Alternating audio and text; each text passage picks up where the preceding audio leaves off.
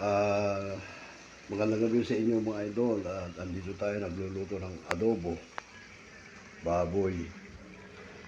Saka itong isa idol, ito ay alokbating salad ng Ilocano, mga idol. Ito ay hahaluan natin ng kamatis, sibuyas, mga idol. Ito po ay mga recipe po ng mga Ilocano, mga idol. At ito po yung adobo.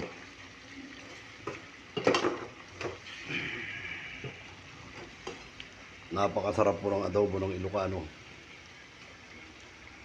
Ayan po mga idol. Medyo may mantika mga idol. Ito po ay alokbati mga idol. Ito po ay luto na.